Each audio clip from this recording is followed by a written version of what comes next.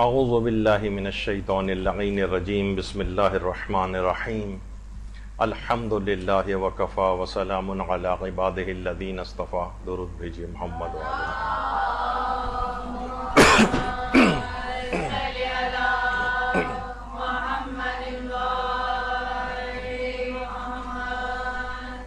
ذاکری training classes کے اندر جیسا کہ ہم نے پچھلی دفعہ بھی ایک تاریخی بحث آپ کے سامنے پیش کی تھی، اور اس کا تھیم یہی تھا کہ ایک ذاکر یا ذاکرہ کو جو بھی چیز وہ بیان کرے، خواہ وہ تاریخی بات ہی کیوں نہ ہو، اس کے پیچھے اس کے پاس دلائل موجود ہوں، یا اگر وہ مسئلہ اختلافی ہے تو دونوں طرف کی باتیں اس کے دماغ میں ہوں. ممکن ہے آپ ایک ہی بات کو صحیح سمجھ کر کسی جگہ بیان کریں لیکن معاشرے میں اس کے کچھ برخلاف مشہور ہو. تو دیکھیے، سب سے پہلی بات تو یہ ہے کہ دماغ میں رکھنا چاہیے، علماء نے اس کی بڑی تاکید کی ہے ذاکرین اور ذاکرات کے لیے، کہ وہ مصائب جو معاشرے کے اندر مشہور ہوں، یا وہ تاریخی باتیں جو عوام میں اس معاشرے کے اندر مشہور ہوں، تاریخ میں وہ بھی آئی ہیں اور اس کے برخلاف بھی آئی ہے اگر بات، تو آپ مصائب میں خاص طور پر غیر مشہور باتوں کا تذکرہ نہ کریں. اس سے بہت نقصانات واقع ہوتے ہیں. یعنی جب تاریخ کے اندر ایک طرح سے ایک بات آئی ہے اور تاریخ میں دوسری طرح سے بھی آئی ہے، اور کوئی ایک بات کسی معاشرے کے اندر بہت مشہور ہو، مثلا ائمہ کی بہت سی ولادتیں اور شہادتوں کی تاریخ میں بہت اختلاف ہے. اب اگر کسی جگہ کوئی تاریخ منائی جاتی ہے اور آپ کوئی ایک اور دوسرا پہلو لے کر آئیں معاشرے میں اور کہیں کہ نہیں یہ والی نہیں، میرے تحقیق میں تو یہ والی تاریخ ثابت ہے، تو اس پہ علماء سے بھی سوال کیے گئے، مجتہدین سے بھی سوالات کیے گئے، تو انہوں نے یہی کہا کہ وہ تاریخیں جو ولادت یا شہادت کی کسی معاشرے میں مشہور ہیں، اس کے مطابق ہی ائمہ کی ولادتوں اور شہادتوں کو منایا جائے، اس کے برخلاف جانے کی کوشش نہ کریں. دیکھیے، بہت ساری تاریخی باتیں ایسی ہیں کہ جو معاشرے ہو سکتا ہے کہ آپ اگر تحقیق کریں تو وہ مشہور کے خلاف نکلیں. مثلا میں صرف ایک مثال ابھی دے رہا ہوں آپ کو، اور وہ تاکید شروع میں بیان کر چکا ہوں کہ معاشرے میں جو بات مشہور ہو تاریخی اعتبار سے، اس کے خلاف اگر جائیں گے تو بہت نقصانات ہوں گے جو ابھی آگے آئیں گے. مثلا یہ بات تاریخ کے اندر ایک اختلافی ہے کہ حضرت سکینہ سلام اللہ علیہا اور حضرت رقیہ سلام اللہ علیہا یہ الگ الگ شخصیات تھیں یا ایک ہی شخصیت کے دو نام ہیں. یہ بحث ہے. اب آپ کے نزدیک مثلا یہ ثابت ہو جاتا ہے کہ یہ ایک ہی شخصیت کے دو نام ہیں اور آپ اس طور پر پریزنٹ کر رہی ہوتی ہیں، یا بہت سے افراد کا یہ کہنا کہ جناب حضرت سکینہ سلام اللہ علیہا تو بعد میں زندہ بھی رہیں، انہوں نے ایک طویل عمر پائی، بعد میں ان کی شادی بھی ہوئی، اس طرح کی چیزیں بھی ہیں روایات کے اندر. لیکن یہ اگر آپ پڑھیں گی تو ایک خلفشار معاشرے کے اندر ہونے لگے گا. اسی طریقے سے ایک تاریخی اختلاف ہے کہ حضرت زینب سلام اللہ علیہا اور حضرت ام کلثوم سلام اللہ علیہا یہ ایک ہی شخصیت کے دو نام ہیں یا یہ الگ الگ شخصیات ہیں. ایک تحقیق یہ بھی ہے کہ حضرت زینب سلام اللہ علیہ کی کنیت بھی ام کلثوم تھی، تو اس لحاظ سے جب ام کلثوم کا لفظ آیا ہے تو اس کے معنی یہ ہیں کہ یہ انہی حضرت زینب سلام اللہ علیہ کی بات ہو رہی ہے. اور بہت سے علماء اس بات کے بھی قائل ہیں، جو کہ ہمارے معاشرے کے اندر رائج ہے اور جو زیادہ صحیح بھی سمجھا جا سکتا ہے، کہ یہ دو الگ الگ شخصیات تھیں. یہ خود ایک تاریخ کے اندر ایک اختلاف ہے. حضرت فاطمہ صغریٰ سلام اللہ علیہ کو مدینے میں امام کی بیٹی کوئی رہ چکی تھی وہاں پر یا نہیں، اس نام کی کوئی بیٹی تھی بھی ان کی یا نہیں، یہ خود ایک تاریخ کے اندر ایک اختلاف ہے. اب آپ مثلا یہ والی چیز لے کر آئیں، معاشرے میں ہمارے یہاں رائج ہے کہ حضرت فاطمہ صغریٰ ان کے نوحے بھی پڑھے جاتے ہیں، اور ایک ان کے متعلق جو ہے وہ روایات کے اندر بھی بات آئی ہے، لیکن ایک تحقیق یہ بھی ہے کہ ان کی مثلا ایسی کوئی بیٹی مدینے میں نہیں تھی. اب آپ نے یہ چیز بیان اگر کرنا شروع کر دی معاشرے کے اندر تو ایک عجیب خلفشار ہو جائے گا. مثلا حضرت ام لیلہ سلام اللہ علیہ جو حضرت علی اکبر کی والدہ گرامی تھی، کیا ان کی موجودگی واقع کربلا میں ثابت ہے یا ثابت نہیں ہے؟ یہ وہاں پر اس سے پہلے انتقال کر گئی تھی. یہ بھی علماء کے درمیان ایک اختلافی بات ہے، ابھی آگے چل کر آئے گا، اور اکثر علماء اس بات کے بھی قائل ہیں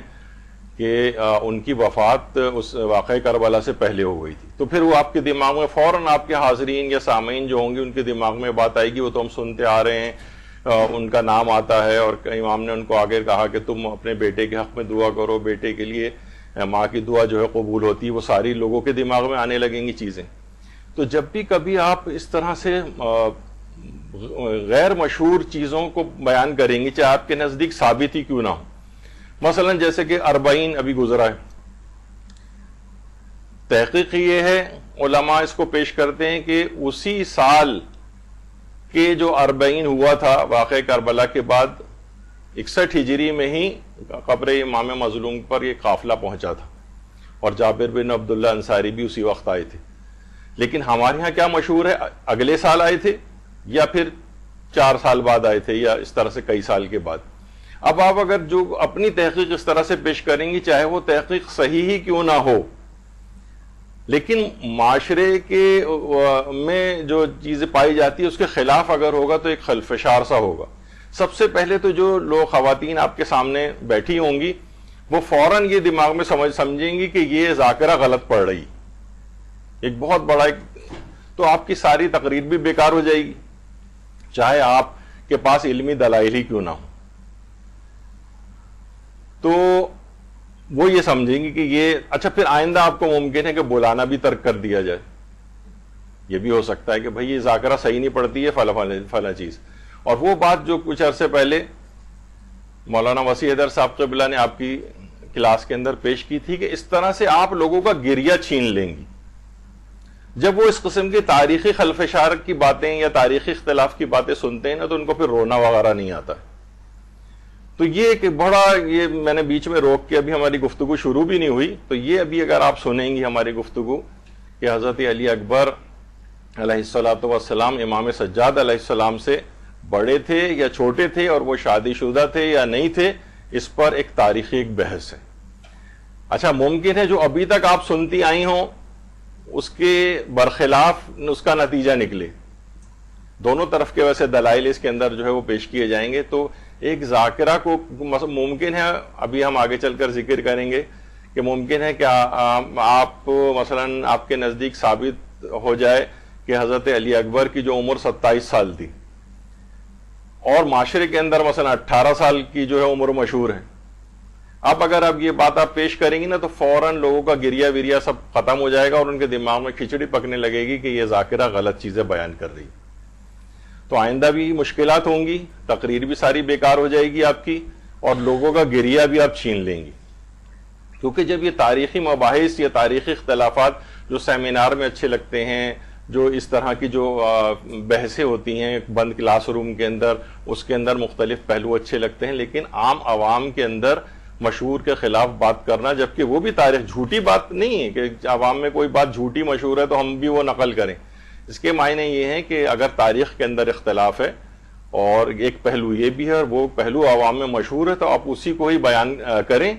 اور اس کے خلاف اور اس کے اگینسٹ نہ جائیں، یا بیان بھی کریں تو اس طرح سے کہ لوگوں کو گریہ نہ آپ ان سے چھینیں اور مشکوک بات نہ ہو۔ تو یہ ایک چیز آئی اس کے اندر۔ اچھا، پہلی بات اس کے اندر یہ دماغ میں رکھنی چاہیے کہ جو تاریخی مسائل ہیں یہ عقائد کی طرح سے نہیں ہوتے ہیں اور یہ فقہی مسائل کی طرح سے نہیں ہوتے۔ عوام کا معیار علمی تھوڑا تھوڑا سا آپ کو یہ بڑھانا پڑتا ہے۔ ایک دم سے جاہل معاشروں کے اندر کسی تاریخی اختلاف کو بیان کرنا یہ ایک بڑا بگاڑ کا سبب بن جاتا ہے۔ تاریخی مسائل، یہ بات یاد رکھ لیجئے، ہم آپ کے لیے بھی ہے مسئلہ کہ ہم بھی اسی معاشرے کے اندر رہتے ہیں، یہ عقائد کی طرح سے فکسڈ باتیں نہیں ہیں کہ بھئی اگر کوئی عقائد کے خلاف جائے تو اس کا مطلب یہ ہے کہ یہ تو اسلام سے، یہ شیعت سے خارج ہو رہا ہے۔ یا فقہی احکام بھی آپ کو پتہ ہے 2 + 2 4 کی طرح سے ہوتے ہیں، مثلا باطل ہے نماز یا باطل نہیں ہے، اب اس میں درمیانی تو کوئی بات نہیں ہوتی ہے۔ تو یہ فقہی احکام کی طرح سے نہیں ہے کہ آپ 2 + 2 4 کی طرح سے فیصلہ کریں۔ یہ تاریخی مسائل ہیں، اس کے اندر کوئی شاید ہی کوئی ایسا تاریخ، اگر یعنی علماء ایک بات بیان کرتے ہیں کہ اس واقعہ کربلا میں اگر ہم دیکھیں تو بہت مشکل سے اگر کوئی بات نکلتی ہے کہ جو 100% 100% آپ کہہ سکتی ہیں، تو وہ یہ ہے کہ 61 ہجری میں 10 محرم کے روز امام حسین میدان کربلا میں شہید ہو گئے. بس یہ ہے. باقی کچھ نہ کچھ تاریخی اختلاف ہر چیز کے اندر ہوگا. پہلا شہید کون ہے اور کون کس کے بعد گیا ہے، اور اگر وہ تاریخی مباحث کے اندر جائیں تو بہت ساری ایسی چیزیں اس کے اندر آتی ہیں. تو یہ عقائد کی طرح سے نہیں. اگر یہ آپ اپنے جو آپ نے اب تک سنتی آ رہی ہیں اس کے برخلاف بھی اگر آپ نے سنا ہے تو آپ اس کو ایکسیپٹ کرنے کی عادت ڈالیں. یہ تاریخی اختلاف ہے، ٹھیک ہے، دونوں طرف کی باتیں ہیں، دونوں ابھی آپ گفتگو سنیں گے تو اس میں دونوں طرف کے دلائل آئیں گے. تو تاریخی معاملات میں آپ کو کشادہ دل ہونا پڑے گا. کشادہ دل، ایکسیپٹ کریں بات کو کہ ہاں یہ بھی ہو سکتا ہے، یہ بھی ہو سکتا ہے. کیونکہ عقائد کا کوئی مسئلہ نہیں ہے. نہ میدان قیامت میں آپ سے پوچھا جائے گا کہ حضرت علی اکبر علیہ السلام عمر میں بڑے تھے، امام سجاد سے چھوٹے تھے، یا حضرت علی اکبر شادی شدہ تھے یا نہیں تھے. تو اس میں کوئی مسئلہ ہی نہیں ہے. کوئی سی بھی بات آپ کے لیے ہو تو کوئی بس یہ کہ ایک علمی اور تحقیق جس طریقے سے کوئی چیز ہوتی ہے اس لحاظ سے اگر آپ کسی چیز کو پڑھیں تو بہت سی چیزیں بہت واضح اور کلیئر آپ کو ہوتی ہیں. تو کشادہ دل آپ کو ہونا پڑے گا. اچھا، اب کیا حضرت علی اکبر علیہ السلام امام سجاد سے بڑے تھے؟ اچھا، یہ کیوں یہ بحث آئے گی؟ اس کا بھی نتیجہ آخر میں آئے گا کہ پھر ہمیں جب اتنی غیر اہم بات ہے تو ہم یہ اس پہ درس کیوں لے رہے ہیں یہاں پر. یہ ابھی آگے چل کر آئے گا. یہ ایک بہت بڑی کنٹروورسی ہے تاریخ دانوں میں بھی کہ کیا حضرت علی اکبر علیہ السلام امام سجاد سے بڑے تھے یا ان سے چھوٹے تھے. بہت زیادہ ان کی عمر مبارک میں حضرت علی اکبر کی تاریخی اختلافات بہت ہیں. یعنی اس قدر ہیں کہ اگر آپ اسے واقعی کتابوں کے اندر پڑھنا شروع کریں تو آپ بالکل کنفیوز ہو جائیں گی کہ آخر اس میں کون سی بات صحیح. ایک مشہور قول جو یہاں پر یعنی ہمارے ہاں جو مشہور ہے ہمارے ریجن میں جس انڈو پاکستان کے اندر، وہ یہ ہے کہ حضرت علی اکبر علیہ السلام کی عمر مبارک 18 سال تھی. یہ ایک قول مشہور ہے.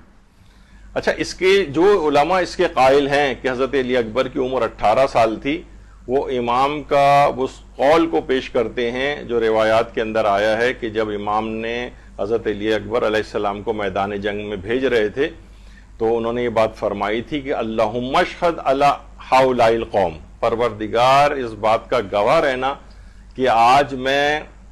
فقط برز الیہم غلام، آج میں ایک ایسے جوان کو بھیج رہا ہوں اشبہ الناس،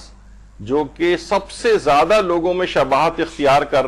جس کی شباہت ہے رسول اللہ سے، خلقاً و خلقاً و منطقاً بے رسول کا، گفتار میں، کردار میں، سیرت میں، ہر لحاظ سے جو پیغمبر اکرم کی سب سے زیادہ شبیہ ہے. وَكُنَّا اِذَا اشْتَقْنَا إِلَى نَبِيِّكَ، اور جب بھی کبھی ہم رسول اللہ کو دیکھنے کے مشتاق ہوتے تھے، نظرنا الی وجہ، ہم اس کی طرف نگاہ کرتے تھے. پروردگار گواہ رہنا کہ میں اس قوم کی طرف ایک ایسے جوان کو بھیج رہا ہوں.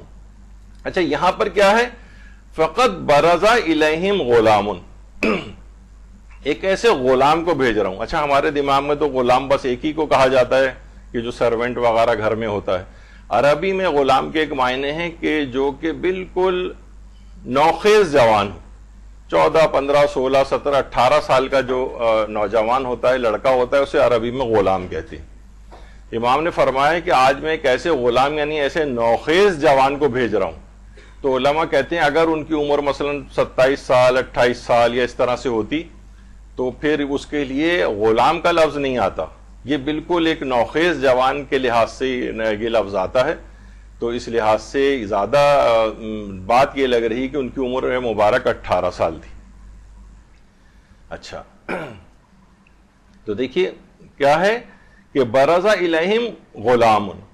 یعنی ایسے غلام کو بھیج رہا ہوں آج اس قوم کی طرف کہ جو سب سے زیادہ صورت، سیرت، گفتار، کردار سب میں پیغمبر اسلام سے سب سے زیادہ مشابہ. تو یہاں پہ لفظ غلام، کبھی آپ نے کتنی دفعہ یہ والی روایت سنی ہوگی لیکن آپ نے کبھی اس پہ غور نہیں کیا کہ ہاں لفظ غلام آیا ہے. غلام سے مراد ہے بالکل نوخیز جوان. اس سے بھی لگتا ہے کہ ان کی عمر 18 سال تھی. اچھا، اب یہاں پر ایک چیز اور بھی ہے. تو امام نے کیا فرمایا؟ کانا اشبہ الناس، جو سب سے زیادہ شباہت رکھتا ہے خلقاً و خلقاً و منطقاً برسول اللہ. خلق کے اعتبار سے یعنی جسمانی اعتبار سے، خلق کے اعتبار سے یعنی سیرت و کردار کے اعتبار سے، وہ منطقاً رسول اللہ کی گفتار کے اعتبار سے سب سے زیادہ تمام انسانوں میں رسول اللہ سے شباہت رکھنے والا شخص آج اس کو بھیج رہا ہوں۔ اچھا، یہاں پہ ایک اس موقع سے فائدہ اٹھاتے ہوئے یعنی امام نے جو نیچے والی چیز اگر آپ پڑھیں، عاشور کے دن امام حسین نے مقتل کی طرف حضرت علی اکبر کو روانہ کرتے فرمایا، معبود شاہد رہنا اس قوم پہ کہ ان کی طرف وہ جوان لڑنے جا رہا ہے جو سب سے زیادہ صورت، سیرت، رفتار و گفتار میں تیرے رسول سے مشابہ ہے، اور جب بھی ہم تیرے رسول کی زیارت کے متمنی ہوتے تو اسی کا چہرہ دیکھتے تھے۔ کبھی آپ نے غور نہیں کیا کہ اس کے اندر 3 شباہتیں امام نے ذکر کی ہیں۔ ایک ہے شباہت خلقی، اس قدر خوبصورت تھے حضرت علی اکبر علیہ السلام کہ روایات میں آیت اللہ ابراہیم کلباسی نے خصائص العباسیہ کے نام سے کتاب جو لکھی ہے، جس کے متعلق کہا جاتا ہے کہ شاید یہ حضرت عباس کی سیرت پر سب سے پہلی کتاب جو ہے وہ لکھی گئی ہے۔ اس سے پہلے اتنی مکمل کتاب کوئی نہیں تھی۔ اس کے بعد علامہ ذیشان نظر جوادی کی العباس کتاب ہے، وہ بھی آپ لے کے پڑھیں، ذاکرات ہیں آپ کے لیے اچھی کتاب ہے اردو میں، کہ فرماتے ہیں اس میں کہ جب شبیہ پیغمبر حضرت علی اکبر اور حضرت عباس علامدار اکٹھے کسی راستے سے گزرتے تو اہل مدینہ آپ کے راستے میں صف در صف کھڑے ہو جاتے تھے تاکہ آپ کے چہروں کی زیارت اور جمال کا جلوہ دیکھیں اور آپ کے نور ایمان اور نظر رحمت سے مستفید ہوں۔ یعنی اس اللہم صلی علی محمد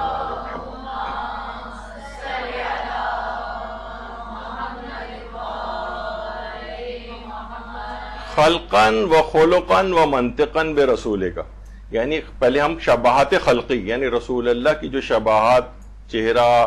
اور خوبصورتی جو تھی، یعنی یہ اس قدر رسول اللہ سے مشابہ تھی، اور پھر ان کی آپ نے خلقی طور پہ بھی دیکھا کہ اس قدر کے لوگ صف در صف بنا کر مدینے کی گلیوں میں ان کو دیکھنے کے لیے آتے تھے۔ اس سے اندازہ لگائیں آپ۔ اور یہ بھی یعنی امام حسین نے جو فرمایا وَكُنَّا إِذَا اشْتَقْنَا إِلَىٰ رُؤْيَةِ نَبِيِّكَ نَظَرْنَا إِلَيْهِ، جب بھی تیرے رسول کے دیدار کے ہم مشتاق ہوتے تھے تو ہم علی اکبر کی طرف نگاہ کرتے تھے۔ اچھا، ایک کتاب ہے ہمارے ہاں، دیکھیے بہت کم اس لحاظ سے کتابیں ہیں اور ترجمے بھی اس کے بہت کم ہوتے ہیں۔ عباس عزیزی صاحب ہیں ایران کے ایک عالم دین، انہوں نے 200 داستانیں فضائل حضرت علی اکبر، مصائب علی اکبر اور کرامات حضرت علی اکبر علیہ السلام کے اوپر لکھی۔ 200 داستانیں ہیں اس کے اندر ان کی سیرت سے متعلق۔ تو اس کتاب کے اندر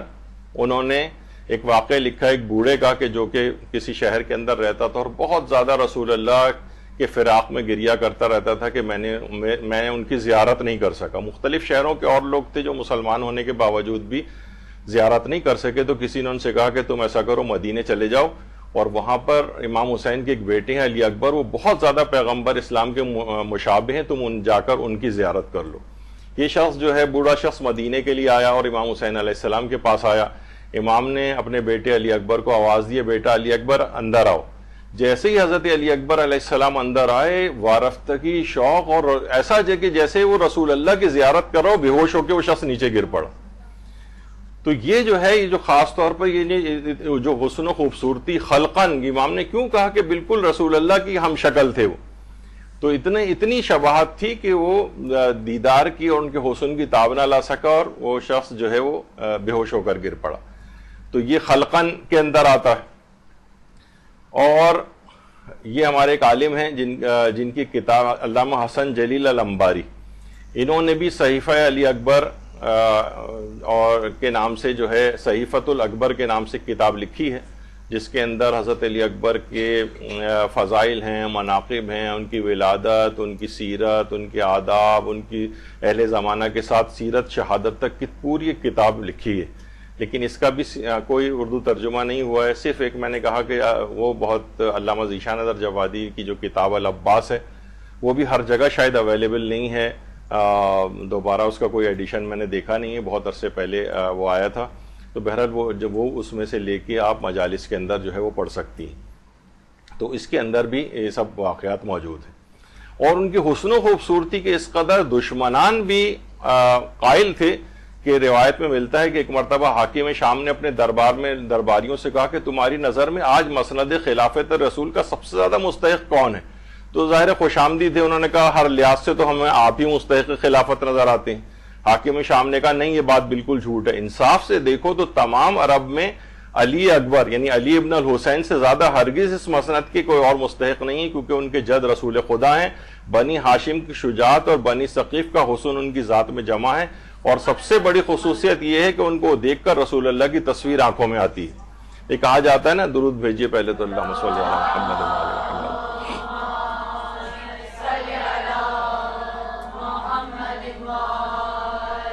کہ اصل تعریف وہ ہوتی ہے جو دشمن کی زبان کے اوپر جاری ہو. منتہی الاعمال میں شیخ عباس قمی نے اس بات کو لکھا ہے. اچھا کچھ علماء کہتے ہیں کہ یہاں پر علی ابن الحسین سے مراد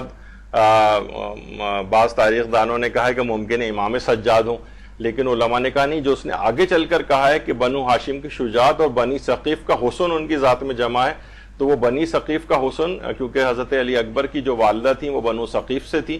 تو یہ انہی کی طرف حضرت علی اکبر کی طرف اشارہ ہے. اور بعض علماء نے کہا کہ یہ حاکم شام کی ایک چال بازی تھی. ٹھیک ہے کہ اس نے حضرت علی اکبر علیہ السلام کے لیے تعریفی کلمات، وہ تو اس کے حقدار تھے ہی، یہ سب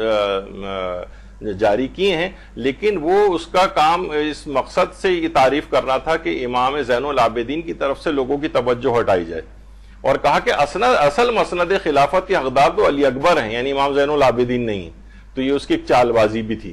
لیکن بہرحال یہ کہ یعنی ہم اس لحاظ سے کہہ رہے ہیں کہ امام نے جو کہا تھا کہ خلقن و خلقن، یعنی خلقن یعنی انتہائی حسین تھے رسول اللہ کی طرح سے، تو اس کے اندر بھی یہ بات آئی کہ بنی ثقیف کا حسن ان کے اندر جو ہے وہ موجود تھا. دوسری کیا ہے؟ شباہت خلقی. حضرت علی اکبر علیہ السلام میں خلقی شباہت. یہ بیچ میں کیونکہ بات آ گئی تو ہم چاہ رہے ہیں کہ جب حضرت علی اکبر علیہ السلام پہ گفتگو ہے تو ان کی سیرت کا یہ پہلو بھی آ جائے. خلقن و خلقن، ان کا سیرت و کردار بھی رسول اللہ کی شبیہ. یہ بہت بڑی بات ہے، اسے اگر آپ سوچیں بہت بڑی بات ہے. رسول اللہ کا اخلاق کیسا تھا؟ وَإِنَّكَ لَعَلَىٰ خُلُقٍ عَظِيمٍ. قرآن نے کہا ہے کہ آپ اے رسول خدا خلق عظیم کے اوپر فائز ہیں، اور امام فرما رہے ہیں کہ علی اکبر کا جو اخلاق ہے وہ رسول اللہ کے اخلاق کے مشابہ. کوئی تصور کر سکتا ہے کہ یعنی عام کوئی اگر کوئی شخص یہ بات بیان کرے تو ہم چلیں پھر بھی اس کے اندر قیل و قال کوئی نکال سکتے ہیں، لیکن امام معصوم حضرت علی اکبر کے متعلق فرما رہے ہیں کہ ان کا جو اخلاق ہے وہ پیغمبر اسلام کے اخلاق کے مشابہ ہے. خلقن و خلقن، اور قرآن نے کہا وَإِنَّكَ لَعَلَىٰ خُلُقٍ عَظِيمٍ، آپ عظیم ترین اخلاق کے منازل کے اوپر فائز ہیں. تو اس سے آپ حضرت علی اکبر علیہ السلام کا سوچ سکتی ہیں کہ کس قدر ان کا مقام اور مرتبہ ہے. کس قدر درود بھیجے محمد علیہ.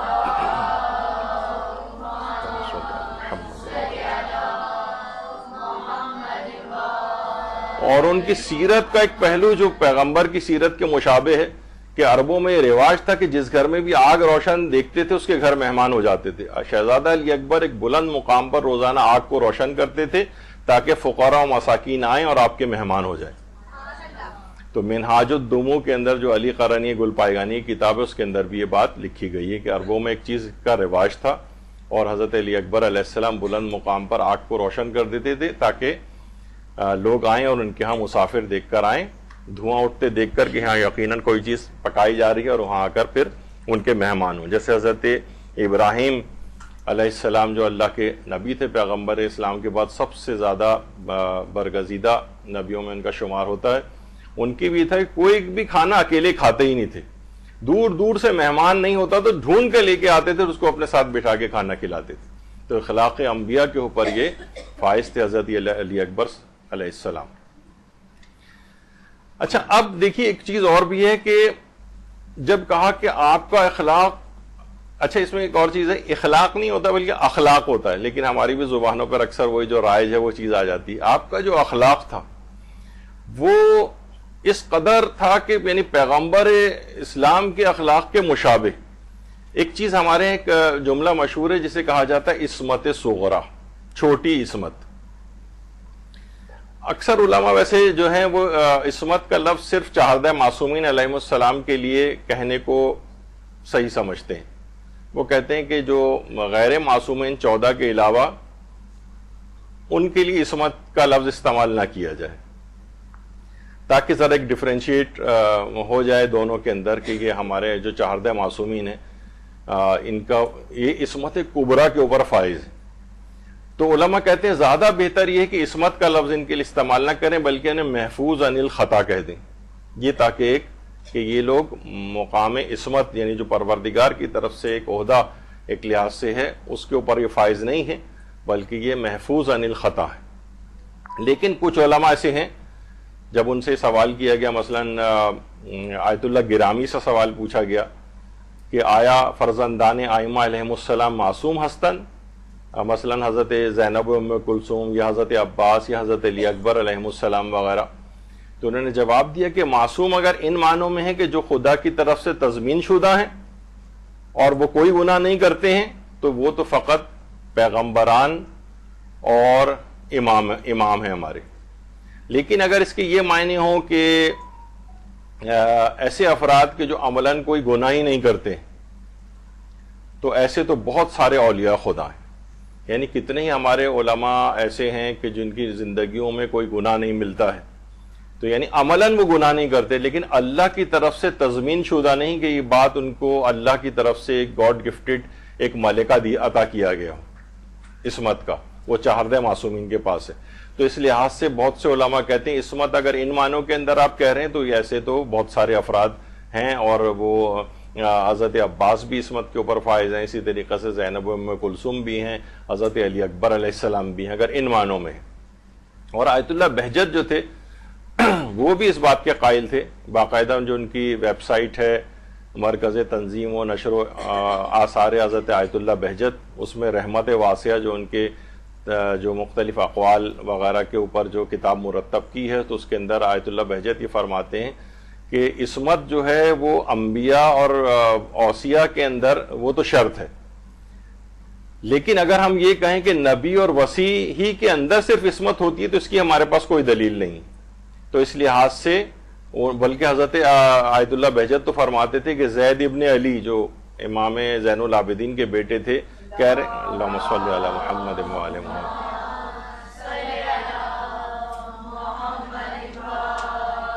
فرماتے ہیں کہ ان کے لیے بھی احتمال عصمت پایا جاتا ہے، اسی طریقے سے حضرت ابو الفضل العباس کے لیے بھی پایا جاتا ہے، حضرت علی اکبر کے لیے بھی پایا جاتا ہے، اصحاب سید الشہداء کے لیے بھی کہہ رہے ہیں احتمال عصمت میں دہیم، بلکہ بالا تر از احتمال، خالی احتمال ہی نہیں بلکہ اس سے بھی بالا تر جو ہے ہم قرار دیتے ہیں۔ تو بہرحال اسی طریقے سے انہوں نے کہا کہ کتنے بڑے بڑے اصحاب ایسے ہیں جیسے مقداد اور سلمان وغیرہ کے جو کہ کوہ تقویٰ تھے، یعنی تقوی کے پہاڑ تھے، کیا ہم کہہ سکتے ہیں کہ ان کے اندر عصمت نہیں تھی؟ یعنی عصمت ان کے اندر بھی تھی۔ ایک لحاظ سے پرسنٹیج وائز تو میں نے ایک دفعہ ایک ذکر کیا تھا، بہت سی ہو سکتا ہے 1% 2% عصمت تو ایک عام فرد کے اندر بھی پائی جا سکتی ہے۔ مثلا ہم کوئی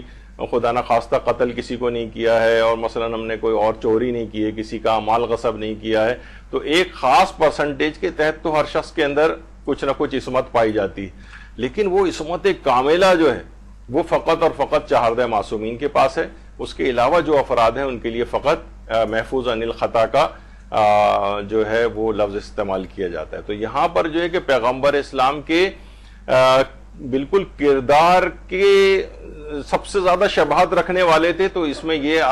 یعنی ممکن نہیں ہے، علماء کہتے ہیں جو اس بات کے قائل ہیں کہ ہم حضرت علی اکبر کی اس معنی میں عصمت کے قائل نہ ہوں، ورنہ امام کبھی بھی یعنی جس کے اندر اس بات کا احتمال گناہ پایا جاتا ہو یا وہ اس کردار کے لحاظ سے اس قدر نہ ہو، تو پیغمبر کی شبیہ کیسے قرار دیا جا سکتا تھا حضرت علی اکبر کو؟ تو یہ اس لحاظ سے یہ والی ایک بحث آتی ہے۔ تو بہت سے علماء تو کہتے ہیں کہ ہم جیسے آیت اللہ بہجت یا آیت اللہ گرامی وغیرہ وہ کہتے ہیں کہ ہم کہہ سکتے ہیں کہ عصمت صغریٰ کے اوپر یہ لوگ فائز تھے۔ خیر ایک بیچ میں ایک بات آ گئی خلقاً و خلقاً، پھر کیا ہے وہ منطقاً بے رسول کا، حضرت علی اکبر علیہ السلام گفتار کے اندر بھی بالکل شباہت رکھتے تھے، پیغمبر اسلام سے گفتار میں شباہت، جس کے متعلق قرآن نے یہ بات یعنی کانا اشبہ الناس خلقاً و خلقاً و منطقاً بے رسول اللہ، اور قرآن نے کیا کہا وما ينطق عن الهوى ان هو الا وحی یوحی، یہ رسول اپنی زبان سے کوئی کلمہ نکالتا ہی نہیں، کوئی بات ہی نہیں کرتا مگر وہ وحی جو اس پر مسلسل نازل ہوتی رہتی۔ یعنی جو امام نے کہا کہ حضرت علی اکبر رسول اللہ کی گفتار کے سب سے زیادہ مشابہ تھے، تو رسول اللہ کی گفتار کیا تھی؟ وحی الہی کے علاوہ کوئی بات ہی نہیں کرتے تھے، تو علماء فرماتے ہیں کہ یہاں پر جو امام نے کہا تو کس قدر شباہت تھی حضرت علی اکبر کی رسول اللہ کی گفتار میں، اور رسول اللہ کی گفتار جو تھی وہ اللہ کے حکم کے اور اذن کے علاوہ کوئی وہ کلام ہی نہیں کرتے تھے، تو سوچا جا سکتا ہے کہ حضرت علی اکبر علیہ السلام کس قدر بلند ترین منازل کے اوپر فائز تھے۔ تو آپ نے خلقاً کے اندر آپ نے دیکھا کہ اس میں انک لعلی خلق عظیم، اور منطقاً کے اندر وما ینطقون الہوا رسول اللہ کی اس شان میں آیت سے ملائیں تو حضرت علی اکبر کا مقام اور منزلت وہ پتہ چلتی ہے۔ اچھا، اسی وجہ سے لوگ بعض اوقات حیران ہوتے ہیں جب یہ پوسٹ آتی ہے، لیکن اب آپ کو حیرانگی نہیں ہوگی۔ آیت اللہ کوہستانی فرماتے تھے کہ حضرت علی اکبر علیہ السلام اس قدر شفاعت قیامت کے روز کریں گے کہ امام حسین کی شفاعت کی نوبت ہی نہیں آئے گی۔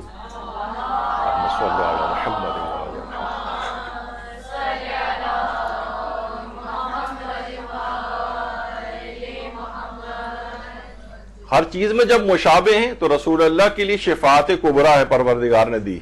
تو اگر حضرت علی اکبر علیہ السلام جو ہر چیز میں مشابہ ہوں ان کے لیے اس قدر شفاعت کا حق کہ اس قدر شفاعت کریں گے کہ بعد میں کسی اور افراد کی شفاعت کی نوبت ہی نہیں آئے گی، یہ کوئی زیادہ ایسی حیران کن بات نہیں ہے اس کے اندر۔ اگر شان علی اکبر بیان نہ ہو، یہ سمجھ میں نہ آئے تو پھر تو یہ سوال دماغ میں آتا ہے کہ کیسے ممکن ہے، لیکن ابھی جب آپ نے رسول اللہ سے اس قدر شباہت ان کی دیکھی تو اب آپ کو حیرانگی نہیں ہونی چاہیے۔ تو یہ حضرت علی اکبر علیہ السلام اس انداز سے ہیں۔ یہی وجہ ہے کہ جب بھی امام حسین علیہ السلام نے کہا تھا کہ یا بنی علی الدنیا بعدک لفا، تیرے جانے کے بعد اس دنیا کے اوپر حیف ہے، تیرے اس دنیا سے جانے کے بعد یہ دنیا میرے لیے اندھیر ہے، یعنی اس قدر عظیم شخصیت تھی امام حسین کی نگاہ میں حضرت علی اکبر کی کہ اس کے بعد کہتے تھے کہ اس دنیا کے اندر کوئی دلچسپی کی بات باقی نہیں رہی تیرے جانے کے بعد۔ یا بنی علی الدنیا بعدک لفا۔ تو اچھا، اولیاء خدا میں سے بھی قرار دیتے تھے امام حسین علیہ السلام حضرت علی اکبر کو۔ روایات کے اندر ملتا ہے، دلائل امامہ میں تبری نے یہ بات لکھی ہے کہ کثیر ابن شاذان کہتا ہے کہ میں امام حسین علیہ السلام کو دیکھ رہا تھا جبکہ ان کے فرزند علی اکبر ان سے انگور کھانے کی فرمائش کر رہے تھے، جبکہ وہ انگور کا موسم ہی نہیں تھا۔ امام حسین نے مسجد کے ستون پر ہاتھ مارا جس سے انگور اور کیلے نکل آئے،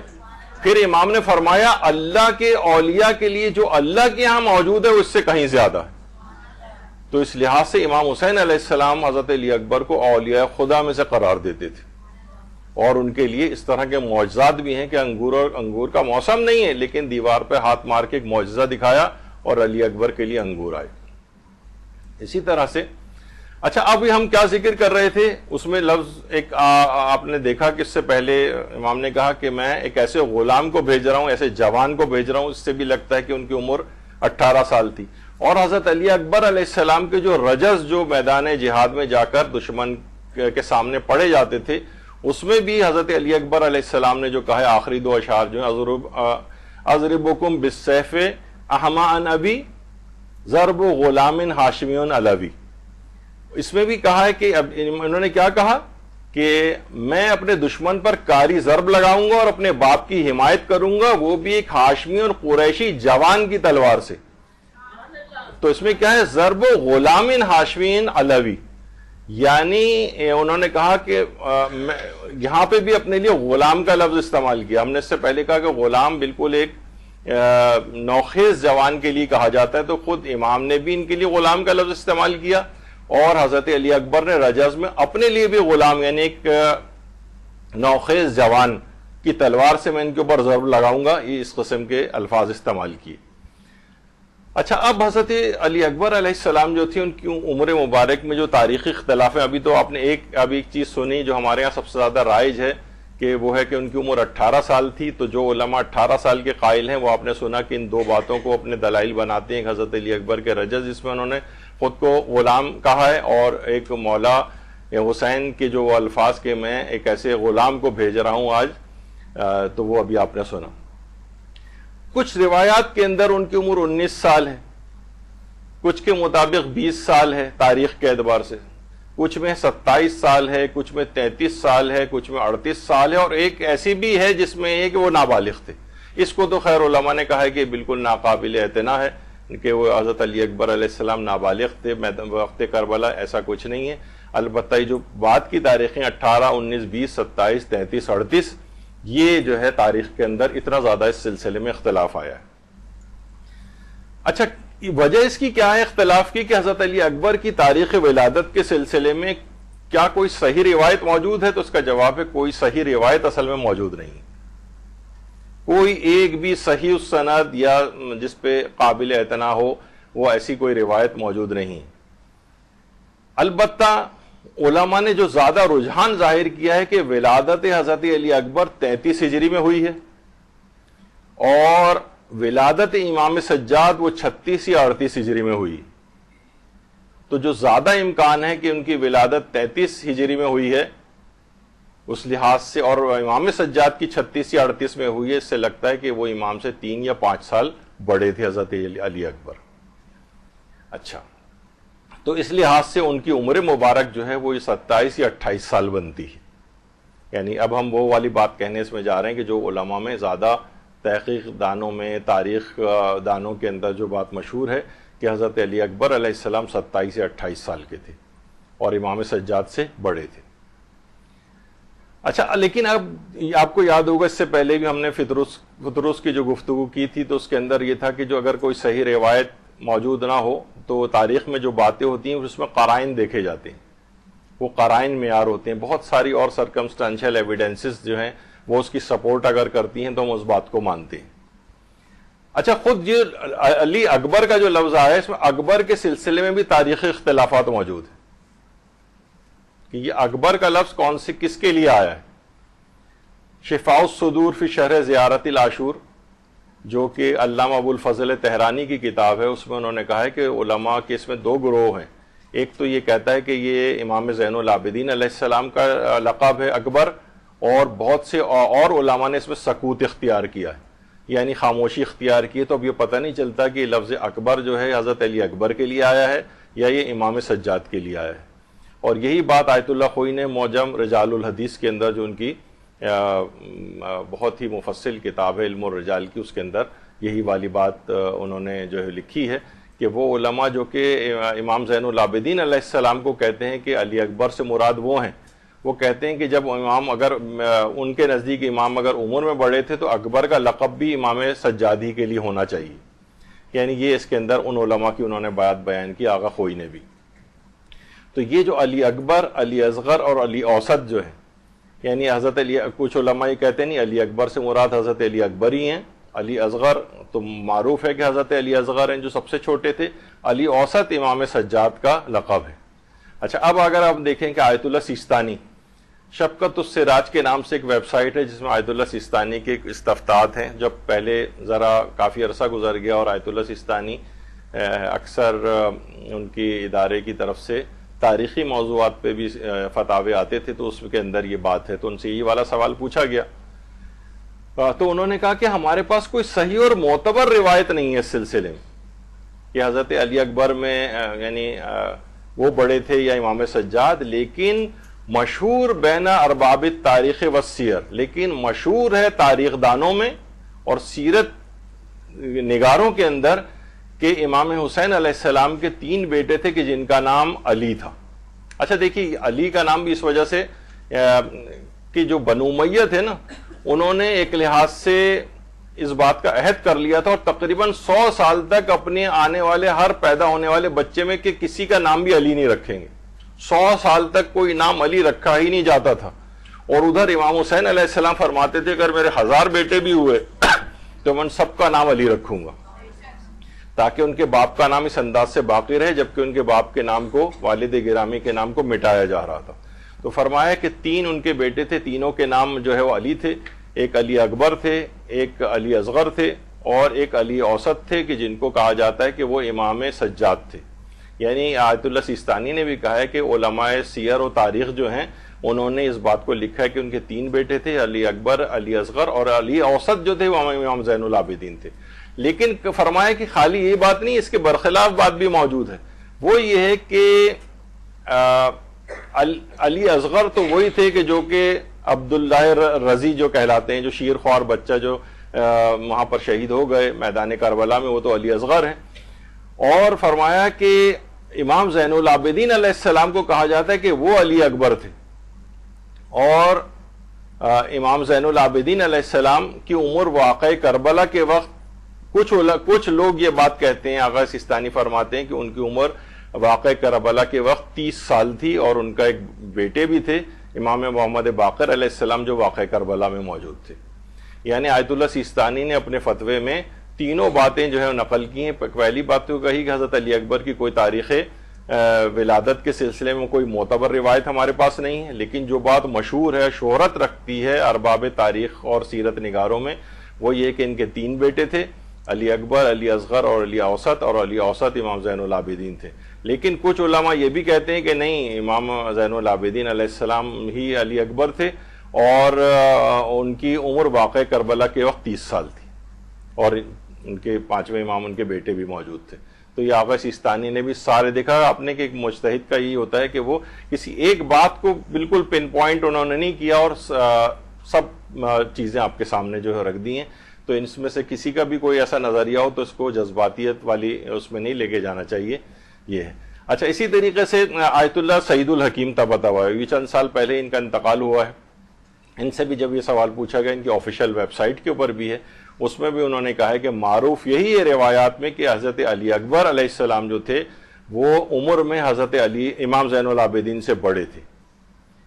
یہ روایات کے اندر یہ والی بات آئی۔ اور اسی طریقے سے آیت اللہ ناصر مکارم شیرازی سے بھی یہ سوال پوچھا گیا۔ آیت اللہ ناصر مکارم شیرازی سے کئی سوالات پوچھے گئے، ذرا یہ کافی ڈم ہوئے میں، لیکن بہرحال یہ کہ اس کے اندر پہلے تو وہی سوال پوچھا کہ حضرت ام لیلہ جو تھیں، ویسے بتاؤں کہ ام لیلہ کہنا صحیح نہیں، حضرت لیلہ کہنا چاہیے ان کو۔ حضرت لیلہ جو تھیں کیا وہ واقع کربلا میں موجود تھیں یا نہیں؟ تو اس میں آیت اللہ ناصر مکارم شیرازی نے فرمایا کہ معتبر کتابوں میں سلسلے میں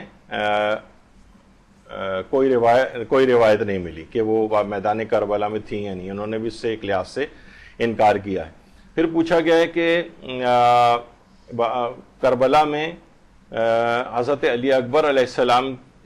کی عمر کتنی تھی، 18 سال تھی یا 25 سال؟ تو انہوں نے جواب دیا کہ اس سے محسوس ہوتا ہے کہ ان کی عمر مبارک 27 سال تھی، 27 سال۔ خیر، اس کے علاوہ آیت اللہ جواد فاضل الانکرانی، ان کی جو آفیشیل سائٹ ہے اس کے اوپر بھی یہ بات سوال پوچھا گیا کہ امام سجاد ان کے بھائی علی اکبر سے بڑے تھے یا چھوٹے تھے؟ تو جواب انہوں نے نیچے یہ لکھا ہے کہ تاریخ میں مشہور ہے کہ امام زین العابدین کا ایک لقب علی اوسط تھا، اور امام سجاد حضرت علی اکبر سے چھوٹے تھے۔ اچھا، یہ ہوا۔ اسی طریقے سے جو صاحب مفاتی جو شیخ عباس قمی ہیں، ان کی جو کتاب منتہی الاعمال میں ہے، اس میں بھی انہوں نے یہی بات لکھی ہے اور بڑے ہونے کے متعلق۔ اچھا، اب خالی بڑے ہونے کا ہی معاملہ نہیں ہے، بلکہ اس پہ بھی علماء ڈسکس کرتے ہیں کہ حضرت علی اکبر علیہ السلام واقع کربلا میں ان کی یہ شادی شدہ تھے یا ان کی شادی نہیں ہوئی تھی؟ اس پہ علماء، اب یوٹیوب پہ اگر آپ سرچ کریں تو علماء کے کافی اس کے اوپر بیانات موجود ہیں، عرب علماء کے بھی، اور حضرت علی اکبر علیہ السلام کی زوجہ کون تھیں، کیا تھا، اس متعلق کوئی کلپس موجود ہیں۔ یہ نجف کے استاد ہیں شیخ الاسدی، ان کے اس موضوع کے اوپر جو بیان موجود ہیں۔ تو حضرت قرائن سے یہ بات پتہ چلتی ہے کہ حضرت علی اکبر علیہ السلام شادی شدہ تھے، قرائن سے یہ بات پتہ چلتی ہے، اور معتبر روایات سے بھی یہ بات پتہ چلتی ہے، اور قرائن بھی اس کے شاہد ہیں۔ ابھی آگے چل کر یہ چیز آئے گی۔ پہلی تو ایک وہ روایت ہے کہ جو کہ کتاب کامل الزیارات، کامل الزیارات وہ کتاب ہے جس کے متعلق آقا خوئی جیسے شخص نے کہا ہے کہ یعنی کہ تقریباً ان کے نزدیک 90-95% اس کتاب کی روایات بالکل صحیح۔ کامل الزیارات کے اندر یہ حدیث آئی چھٹے امام امام جعفر صادق علیہ السلام سے، صلی اللہ محمد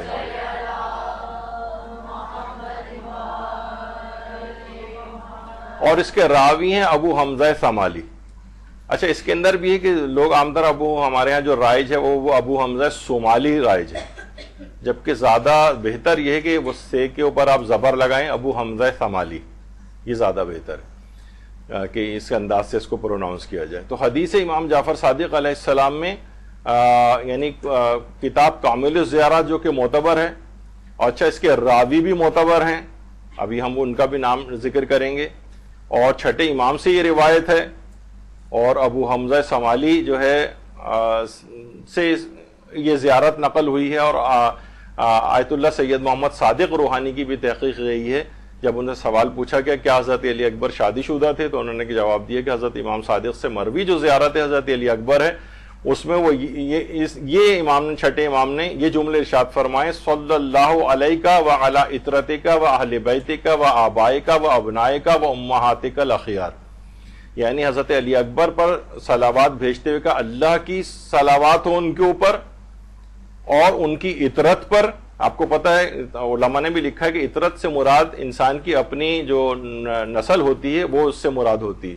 ان کی حضرت علی اکبر کی اطرت کے اوپر اللہ کی صلوات ہو اور ان کے اہل بیت کے اوپر ہو اور ان کے والدین کے اوپر ہو، والد کے اوپر ہو اور ان کے بیٹوں کے اوپر ہو، وہ امہاتک الاخیار اور ان کی مثلا والدہ گرامی کے اوپر ہو۔ تو یہ امام نے چھٹے امام نے جب یہ خود کہا ہے کہ ان کی اطرت کے اوپر صلوات بھیجی ہے اور ان کے اہل بیت پر اور ان کے والد پر، ان کی والدہ پر اور ابنائے کا اور ان کی اولاد کے اوپر۔ تو بہت سے لوگوں نے یہ بھی کہا کہ ابنائے کا میں یہ تو جمع والی بات ہو گئی ہے، تو اس کا مطلب ہے کہ ایک سے زائد جو ہے وہ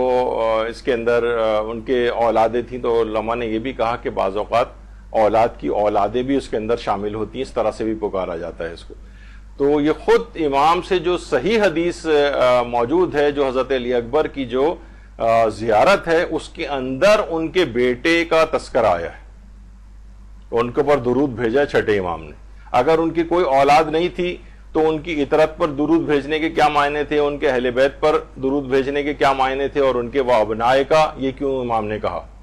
تو اس کا مطلب یہ ہوا کہ وہ شادی شدہ تھے اور ان کا کوئی بیٹا بھی تھا۔ یہ پھر آگے چل کر انہوں نے ایک اور روایت امام رضا وہ ہمیں آگے چل کر بھی ذکر کریں گے، تو اس کے اندر انہوں نے فرمایا کہ ایک اور روایت ہے امام رضا سے کہ حضرت علی اکبر علیہ السلام نے ام ولد یعنی کنیز سے شادی کی تھی اور ان سے یعنی ان کا ایک بیٹا حسن نام کا پیدا ہوا تھا، جس وجہ سے آپ کو ابو الحسن کی کنیت سے پکارا جاتا ہے۔ ابھی آگے چل کر ایک خیر یہ بات آئے گی۔ اسی طرح آیت اللہ ید اللہ دوزدانی ان سے بھی سوال پوچھا گیا کہ اس سلسلے میں آپ یہ بتائیے کہ حضرت علی اکبر علیہ السلام کی شہادت کے وقت وہ شادی شدہ تھے؟ تو انہوں نے جواب دیا اپنے استفتاء میں مشہور ہے ازدواج حضرت است، یعنی ان کا جو یہ شادی شدہ ہونا ہے یہ مشہور ہے، یعنی تاریخ کے اندر یہ بات شہرت رکھتی ہے کہ حضرت علی اکبر علیہ السلام شادی شدہ تھے۔ اچھا یہ ہم کیوں ذکر کر رہے ہیں ابھی آگے چل کر آئے۔ اسی طریقے سے آیت اللہ ناصر مکارم شیرازی سے بھی وہی جو استفتاء میں نے پہلے پیش کیا تھا اس کے بعد ان سے ان کی شادی کے متعلق پوچھا گیا تو انہوں نے یہی فرمایا کہ اس سلسلے میں جو روایت ملتی ہے ان کے زیارت نامے کے لحاظ سے اس لحاظ سے وہ شادی شدہ تھی۔ تو آیت اللہ ناصر مکارم شیرازی کا بھی یہ عبد الرزاق المقرم ہے، ان کا نام ابھی میرا خیال ہے اگر کل کلاس آپ کی ہوئی ہے ڈاکٹر شیخ محمد علیم کی، انہوں نے مقتل مکرم کا نام ایک مقتل الحسین جو کہ عبد الرزاق المقرم کا جو مقتل ہے جس کا اردو ترجمہ بھی ہو چکا ہے اور یہ اوتھینٹک مقاتل کے اندر شمار ہوتا ہے، اس کے اندر سے آپ لے کر یہ اردو زبان میں اس کا ترجمہ بھی ہو چکا ہے مقتل مکرم کے نام سے، یہ آپ لے کے اس میں سے اگر جو آپ مصائب پڑھیں گی تو یہ اوتھینٹک مصائب شمار ہوتے ہیں۔ تو اس کے اندر بھی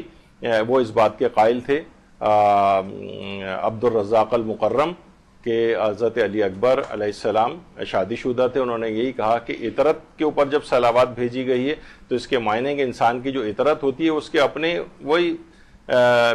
اس کی بیوی اس کے بچے اس سے مراد ہوتے ہیں، تو یہ بات انہوں نے لکھی ہے۔ اور جو عبد الرزاق المقرم ہیں انہوں نے پوری ایک کتاب حضرت علی اکبر کے اوپر جو ہے لکھی ہے اور اس کا جو مقدمہ ہے آیت اللہ مرشی نجفی نے لکھا ہے، لیکن ہمارے یہاں اس کا بھی اردو ترجمہ اویلیبل نہیں ہے، لیکن پوری ایک کتاب حضرت علی اکبر کے اوپر عبد الرزاق المقرم نے الگ سے بھی لکھی ہے۔ اسی طریقے سے آیان الشیعہ جو ہے محسن امین عاملی کی، ان کا بھی نظریہ یہ ہے کہ وہ شادی شدہ تھے۔ زندگانی امام حسین جو ہاشم رسول محلاتی کی ہے اس کے اندر بھی اس بات کا اظہار کیا گیا ہے کہ حضرت علی اکبر علیہ السلام شادی شدہ تھے۔ اچھا پھر اس کے بعد جو وہی زیارت ابھی جو آپ نے پڑھی جس کے اندر ان کے بیٹے کے اوپر جو ہے وہ درود بھیجا گیا تھا، تو اس میں پھر آگے چل کر یہ ہے کہ ذا خدکا علی القبر، قبر کے اوپر اپنے گالوں کو رکھے، اس کے بعد 3 دفعہ کہے صلی اللہ علیہ یا ابا الحسن، یعنی ان کے جو زیارت ہے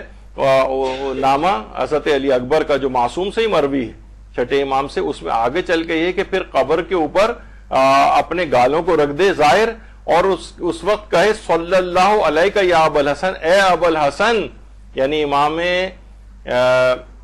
حضرت علی اکبر کے لیے کہا جا رہا ہے کہ آپ کے اوپر صلوات ہو اے ابو الحسن۔ اس کا مطلب ہے کہ امام کا جو حضرت علی اکبر علیہ السلام تھے، ان کا کوئی بیٹا حسن نام کا تھا،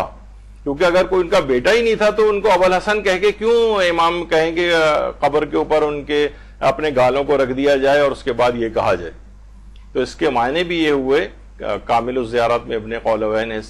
اس روایت کو لکھا ہے، اس سے بھی زیارت نامے کی اس پارٹ سے بھی پتہ چلتا ہے کہ حضرت علی اکبر علیہ السلام کا کوئی بیٹا حسن نام کا تھا، ورنہ امام یہ کیوں کہتے۔ اچھا، اب یہاں ایک اعتراض ہوتا ہے، اعتراض یہ کہ کنیت رکھنے میں اولاد کا ہونا ضروری نہیں،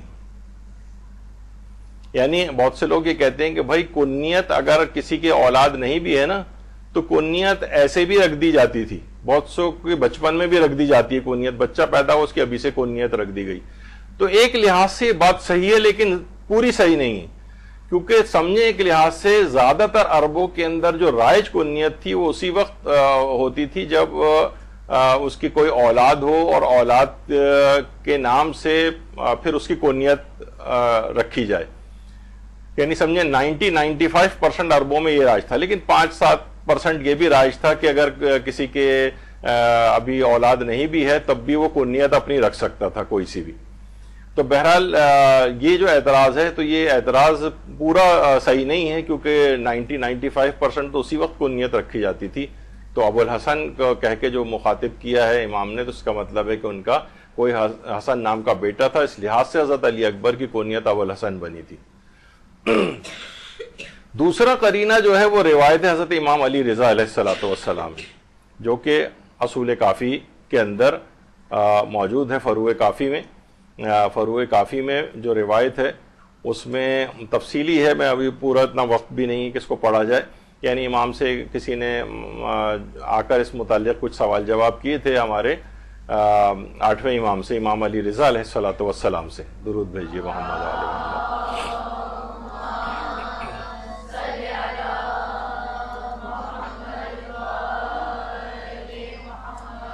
اور اس میں سوال اس متعلق تھا کہ ہمارے جو چوتھے امام تھے ان کی شادی کس سے ہوئی تھی، اس طرح کے کچھ سوالات تھے، اور اس نے جو راوی تھا اس نے کچھ غلط طرف نسبت دی تھی کہ ان کی شادی یہاں نہیں یہاں ہوئی تھی۔ تو امام نے فرمایا تھا لیسا ہاکذا، ایسا نہیں جیسے تم کہہ رہے ہو، بلکہ امام زین العابدین علیہ السلام کے لیے امام رضا نے فرمایا انما تزوج علی ابن الحسین ابنت الحسن، کہ امام سجاد نے، امام علی ابن الحسین نے، امام سجاد نے امام حسن کی ایک بیٹی سے شادی کی تھی، یعنی شادی ایک بیٹی سے کی تھی۔ اچھا، یہ جو بیٹی تھی یہ ام عبداللہ کہلاتی ہیں، جن سے امام محمد باقر علیہ السلام کی پیدائش ہوئی، اور ایک اور بیٹے بھی تھے جو عبداللہ نام کے تھے، جس لحاظ سے ان کی جو کنیت ہے ام عبداللہ جو ہے قرار پائی تھی۔ ویسے فاطمہ بنت الحسن ان کا نام تھا، یعنی امام حسن کی ایک بیٹی سے امام سجاد کی شادی ہوئی تھی، اور امام علی رضا فرماتے ہیں اور ان کی دوسری شادی جو ہوئی تھی وہ ام ولد لعلی ابن الحسین المقتول عندکم، اور جو دوسری ان کی جو زوجہ تھی وہ ان کی شادی ام ولد سے ہوئی تھی۔ کن کی ام ولد؟ علی ابن الحسین، یعنی حضرت علی اکبر کی وہ بیوہ جن کا حضرت علی اکبر سے ایک بیٹا بھی تھا۔ ام ولد جو کہا جاتا ہے نا، ام ولد اس کنیز کو کہا جاتا ہے کہ جس کا پہلے سے بیٹا موجود ہو، پہلے سے کوئی اولاد ہو، وہ ام ولد کہلاتی ہے۔ تو امام نے فرمایا کہ امام زین العابدین نے ایک تو شادی امام حسن کی بیٹی سے کی تھی، اور دوسری جو تھی ایک کنیز سے کی تھی جس سے ان کا ایک بیٹا بھی تھا، یعنی اپنی بیوہ بھاوج سے پھر امام نے شادی کی، اور یہ صحیح روایت ہے۔ اس کے اندر اگر آپ دیکھ رہی ہیں وہ روایت کے اندر کہ اوپر دیکھیں علی ابن ابراہیم عن ابی عن احمد ابن محمد ابن ابی نصر، یہ احمد ابن محمد ابی نصر ان کا نام بزنتی کے نام سے یہ مشہور ہیں، ایک راوی ہیں بزنتی۔ بزنت اصل میں کپڑے کو کہا جاتا تھا، اس زمانے میں ایک مشہور کپڑا تھا جو کہ یہ کپڑے کا کاروبار کرتے تھے، اس لحاظ سے بزنتی کے نام سے مشہور ہوئے۔ ان سے تقریباً 800 روایات ہیں اور اصحاب اجماع میں سے کہلاتے ہیں بزنتی، بہت معتبر راوی ہیں، اور انہوں نے 7ویں 8ویں اور 9ویں امام کا دور دیکھا ہے، یعنی بہت ہی اوتھینٹک راوی ہیں. انہوں نے اس روایت کو بیان کیا کہ خود 8ویں امام نے بات بیان کی کہ امام زین العابدین نے ایک تو امام حسن کی بیٹی سے شادی کی تھی اور حضرت علی اکبر کی بیوہ سے، یعنی ام جو ولد تھی ان کی کنیز، جس سے ان کا پہلے سے بیٹا موجود تھا. ام ولد اس کنیز کو کہا جاتا ہے جس کی ان سے پہلے سے اولاد موجود ہو، ان سے انہوں نے شادی کی تھی، اور وہ علی بن الحسین جو کہ واقع کربلا میں شہید ہو گئے تھے. یعنی یہ معتبر ایک روایت اس سلسلے میں. ایک تو ام ولد آپ نے سن لیا، اور یہ بزنتی کی روایت ہے جن کی اوتھینٹسٹی آپ نے سنی. اور دوسری روایت ایک اور جگہ پہ آئی ہے، قرب الاسناد نامی جو کتاب ہے علامہ حمیری کی، اس میں انہوں نے جس میں ابن ابی عقیل عمانی، یہ ہمارے ان مجتہدین اولین جو غیبت صغریٰ کے بعد جو اجتہاد کا پورا سلسلہ باقاعدہ جاری ہوا ہے، اس میں بالکل ابتدائی جو مجتہدین ہیں ان میں ابن ابی عقیل عمانی اور جو ابن جنید اسقافی جو ان کے ہم اثر تھے، اور یہ غیبت صغریٰ کے اندر موجود تھے. قرب الاسناد جو کتاب ہے اس میں ہے کہ بہت کلوز جو ائمہ سے جو روایتیں جس میں راویوں کا سلسلہ زیادہ طویل نہیں ہے، قرب الاسناد کے نام سے وہ کتاب، اس کے اندر ابن ابی عقیل عمانی نے بھی اس روایت کو نقل کیا، اور یہ بھی اوتھینٹک راویوں کے اندر سے. تو یہ اوتھینٹک بات ہے کہ جس کی وجہ سے تو علماء فرماتے ہیں بعید ہے کہ چھوٹا بھائی شادی شدہ ہو، اس کا 4 سالہ بیٹا بھی موجود ہو، لیکن بڑا بھائی غیر شادی شدہ ہو. ویسے تو یہ کوئی ہارڈ اینڈ فاسٹ 100% رول تو نہیں ہے، لیکن بہت مشکل لگتا ہے کہ حضرت علی اکبر علیہ السلام ان کی عمر 27 یا 28 سال، جو روایتوں کے اندر جو زیادہ علماء کا رجحان ہے، تحقیق دانوں کا، تاریخ دانوں کا، وہ 27 یا 28 سال کی عمر کا ہے. اور امام سجاد کی عمر ان سے 3 یا 5 سال وہ چھوٹے تھے. چھوٹا بھائی تو شادی شدہ بھی ہو، 4 سال کا بچہ بھی میدان کربلا میں ہو، اور بڑا بھائی جو ہے وہ خاندان اہل بیت میں ہی ہو اور اس کی شادی نہ ہوئی ہو. کہہ رہے ہیں ذرا بعید لگتا ہے، 100% تو خیر نہیں کہی جا سکتی، لیکن یہ بات بہت بعید ہے. اور خاص طور پر اس وجہ سے کہ امام خود فرما چکے ہیں اشبہ الناس برسولک خلقا و خلقا و منطقا، یعنی جو ہر لحاظ سے پیغمبر کی سیرت کی شبیہ ہو، یعنی پیغمبر کی باتوں اور سیرت پہ عمل کرنے میں شبیہ قرار، تو اتنے عرصے تک وہ غیر شادی شدہ رہے. یعنی اس کو تو رسول اللہ کی تمام سیرت کی باتوں کے اوپر اور اس لحاظ سے زیادہ عامل ہونے کے لحاظ سے، کیونکہ شباہت بہت زیادہ ہے، تو اس کا مطلب ہے کہ حکم شریعت یہ ہے کہ جلدی جوانوں کی شادی ہو جانی چاہیے. تو اتنے عرصے تک 27-28 سال تک جو ہے وہ بغیر شادی کے ہو، یعنی یہ بات بہت بعید لگتی ہے. اور جبکہ خود 5ویں امام ہمارے میدان کربلا کے اندر جو ہے وہ موجود تھے، اور اگرچہ ان کا تذکرہ زیادہ نہیں ملتا ہے، لیکن بہرحال وہ 4 سال کی عمر میں میدان کربلا کے اندر جو ہے وہ موجود تھے. اور اسیری کے جو چیزیں وہ بھی امام کے ایک لحاظ سے ہی پڑھی جانی چاہیے کہ بہرحال ایک غم و اندوں کا ایک پہلو ہے کہ 5ویں امام نے بھی وہ تمام اسیری کے ایام جو ہے کتنے صعوبتوں میں گزارے. اچھا، خاندان اہل بیت میں جوانوں میں جلد شادی کا بھی رواج تھا، یعنی بس بالغ ہوتے تھے اور شادی ہو جاتی تھی. ہمارے ہاں اس لحاظ سے آپ نے دیکھا ہے کہ کتنا مشہور ہے کہ حضرت قاسم کی شادی کے سلسلے میں تو یہاں پہ خیر درس ہو چکا ہے، وہ تو زیادہ تحقیقی بات یہ ہے کہ ان کی شادی نہیں ہوئی تھی. اسی وجہ سے علماء کہتے ہیں کہ شادی ہونا اور مہندی نکالنا یہ 2 بالکل الگ چیزیں ہیں. یعنی وہ علماء جو شادی نہ ہونے کے قائل ہیں ان کی، وہ بھی کہتے ہیں کہ بہرحال مہندی نکالنے میں کوئی حرج نہیں ہے. یعنی ایک ماں کے غم کے جذبات کا اظہار اور یہ سب چیزیں اس کے اندر جو ہے وہ آتی ہیں، تو اس لحاظ سے کوئی حرج نہیں. تو وہ کہ جن کی عمر اور زیادہ کم تھی ان کے متعلق تو یہ بات ہو، اور جو حضرت علی اکبر جو ہیں وہ عمر جو ہے مثلاً 27 یا 28 سال ان کی ہو، ان کی شادی نہ ہوئی ہو، تو اس لحاظ سے یہ پاسبلٹی جو ہے وہ بہت مشکل ہمیں نظر آتی ہے. تو خاندان اہل بیت میں جوانوں کی جلد شادی کا بھی رواج تھا، تو اس لحاظ سے بھی یہی امکان اس کا ہے کہ ان کی وہ شادی شدہ تھے. اور اس کے بعد ایک اور بات کہ جب یزید کے دربار میں ہمارے 4تھے امام موجود تھے اور خاندان اہل بیت کے تمام افراد اس لحاظ سے موجود تھے، تو مقاتل الطالبین جو ابن فرج اصفہانی کی کتاب ہے اس میں ایک مکالمہ جو ہے وہ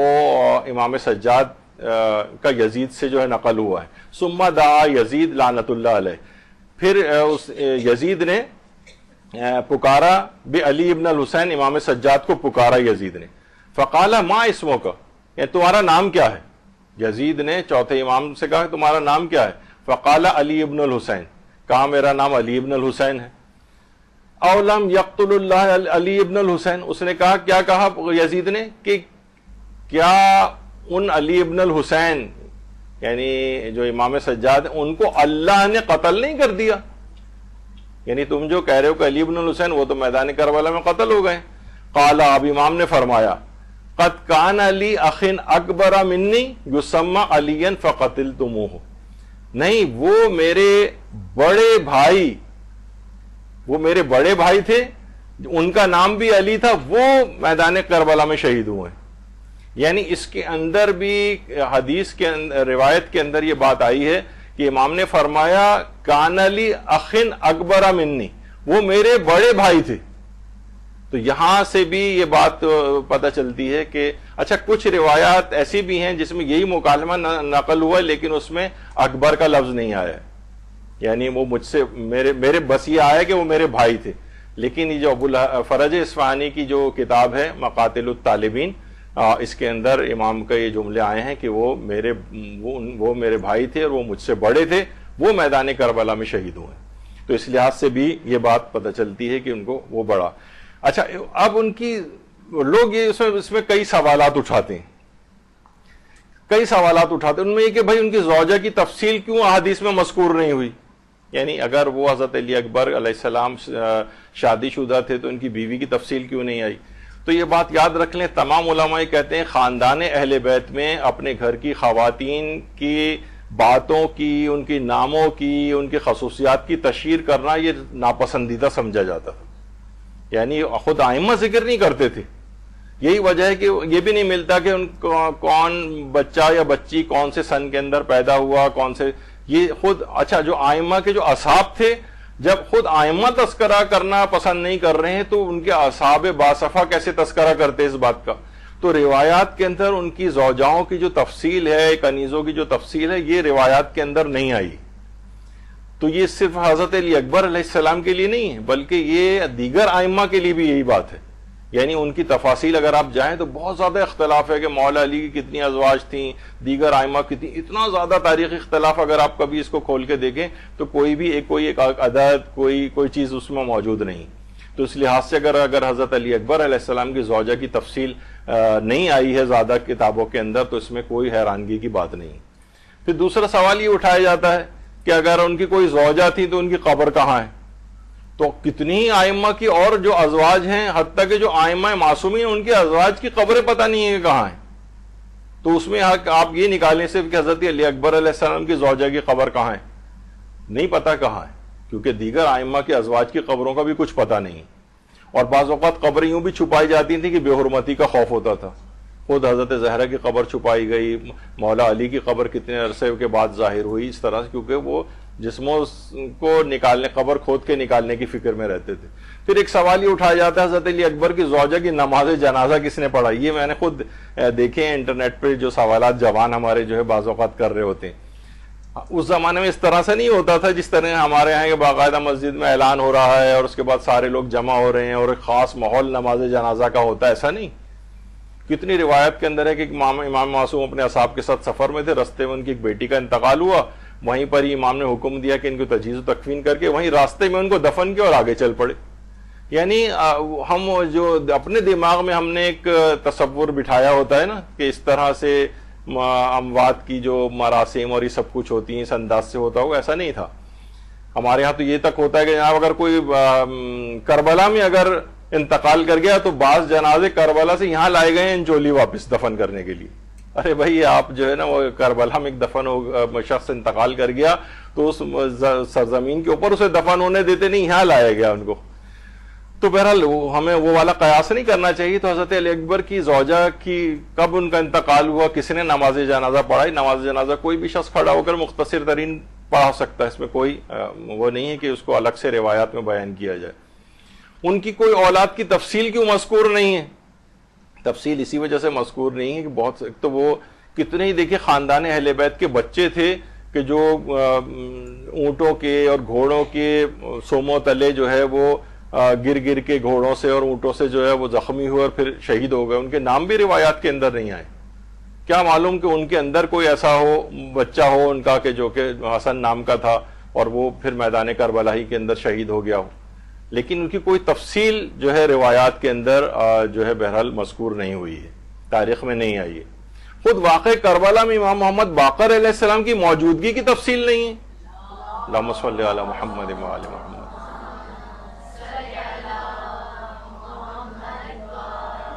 یعنی خود پانچویں امام موجود ہیں لیکن کوئی تفصیل ان کی نہیں ہے. آپ نے کبھی مصائب میں بھی نہیں سنا ہوگا کہ پانچویں امام یعنی اتنا واقعات کربلا بیان ہوتے ہیں. خود امام معصوم موجود ہیں ایک، لیکن ان کی تفصیل نہیں آئی. تو حضرت علی اکبر کے بیٹے کی تفصیل اگر نہیں آئے تو اس میں کوئی ایسی بات نہیں.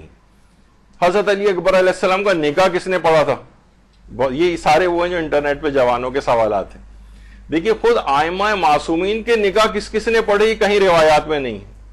اور دیکھا جائے تو زوجت و قبل تو اس طرح کے سے کہنے سے بھی یعنی اتنے بڑے بڑے جو ہمارے ہاں جو خطبے پڑھے جاتے ہیں وہ مستحب اور بہتر ہیں لیکن پڑھنے واجب تو نہیں. بلکہ ایک خطبہ تو رہبر معظم آیت اللہ خامنہی کا اگر ہے کہ انتہائی مختصر ترین چند سیکنڈز میں انہوں نے جو ہے بس وہ نکاح پڑھ دیا اور اس طرح سے بس نکاح ہو گیا. وہ اس میں اتنے سارے دعائیہ کلمات وہ ٹھیک ہے وہ مستحبات میں سے. خود آئمہ کی یہ بھی نہیں ہوتا تھا کہ امام کہیں بیٹھے ہوں دولہا بنے ہوئے اور پھر اس کے بعد کوئی اور آئے اور ان کا نکاح پڑھائے. نہیں، بعض اوقات وہ خود ہی نکاح پڑھ لیا کرتے تھے، اپنا 2 جملے صرف کہے اور نکاح ہو گیا. تو اب یہ کہ حضرت علی اکبر کا نکاح کس نے پڑھا تھا اگر، تو یہ کوئی سوال ہی نہیں ہے اصلاً کہ اس طریقے سے نکاح کا پڑھا جانا، باقاعدہ نکاحوں کی تقریبیں. ہم اپنے دماغ میں جو ہمارے نکاح ہے نا کہ اتنی بڑی آڈینس موجود ہوتی ہے اور امام ہوں گے تو اس کا مطلب پورا شہر مدینہ جو ہے. بعض اوقات تو خود امام کے جو اصحاب تھے وہ خود مدینے میں ہوتے تھے، ان کی شادیاں ہوتی تھیں، اس میں اماموں کو مدعو بھی نہیں کرتے تھے. یہ ایکسپیکٹیشن ہی نہیں ہوتی تھی کہ امام ان کی بھائی ہمارے بیٹے کی شادی اور اس میں امام کو تو ضرور بلانا چاہیے. باقاعدہ ملتا ہے روایات کے اندر چوتھے امام کے سامنے بیٹھا ہوا تھا، امام نے کہا تمہاری ناخن کے اوپر یہ مہندی کیسے لگی ہوئی؟ تو کہا کہ مولا ابھی میری نکاح ہوا ہے. تو دیکھا جائے تو امام کو کہنا چاہیے تھا ارے بھائی تم نے نکاح ہوا اور مجھے تک نہیں بلایا. تو یہ اس زمانے میں یہ والا کانسیپٹ نہیں تھا. تو ان کا نکاح پڑھایا کس نے پڑھایا کیسے، یہ کوئی روایات کے اندر کوئی تفصیل موجود نہیں، کیونکہ اس طرح کے نکاح پڑھانے کا کوئی سلسلہ اس زمانے میں ہوتا ہی نہیں تھا. خود ہی نکاح پڑھ لیا جاتا تھا، سب کو ٹھیک عربی آتی تھی، کوئی اس میں مسئلہ نہیں تھا اور مختصر ترین نکاح کے صیغے وہ پڑھے جاتے تھے.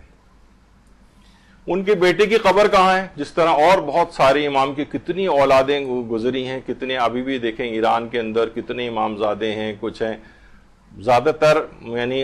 جو امام زادے ہیں کے نام سے مشہور ہیں، اس میں تقریباً جو علماء جو تحقیق کرنے والے ہیں وہ کہتے ہیں 60 70 80% جو ہے وہ ثابت نہیں ہے کہ وہ امام کی باقاعدہ نسلوں سے ہوں. بس ٹھیک ہے ایک شہرت ہو گئی ہے تو اس لحاظ سے لوگ وہاں جاتے ہیں اور بہرحال جا کے کون سا وہاں پہ کوئی ایسی چیز ہوتی ہے وہاں جا کے فاتحہ پڑھتے ہیں، عبادت انجام دیتے ہیں. اس لحاظ سے کوئی حرج نہیں، ہر جگہ کے اوپر جانا چاہیے. لیکن ان کے بیٹے کی قبر کہاں ہے یہ واقع کسی جگہ پتہ نہیں. حضرت علی اکبر علیہ السلام کے بیٹے کی قبر کہاں ہے؟ کتنے رستوں کے اندر میں نے جیسے پہلے کہا کہ دشمنوں کے گھوڑوں اور اونٹوں کے سوموں کے نیچے دب کر بچے جو شہید ہو گئے ہیں. کچھ پتہ نہیں ان کی قبروں کا بھی. مشہد السخت کے نام سے شام کے اندر جو ہے کہ رستے میں جو ہے وہ بچے جو تھے وہ شہید ہوئے ہیں اور ان کے لحاظ سے منسوب کچھ زیارت گاہیں ہیں. تو بہرحال ان کے بیٹے کی قبر کسی کو پتہ نہیں.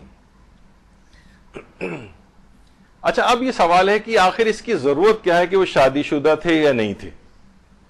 اس کو بیان کرنے کی ضرورت کیا ہے؟ تو علماء کہتے ہیں اصل میں کیونکہ جب صحیح روایات سے یہ بات پتہ چل رہی ہے، ابھی ہم نے کہا نا معتبر روایات ہیں، تو یہ ایک مظلومیت کا پہلو ہے یا نہیں ہے کہ وہ ایک شادی شدہ تھے اور ان کی ایک بیوی بھی موجود تھی. ایک بیوہ کے غم کے جذبات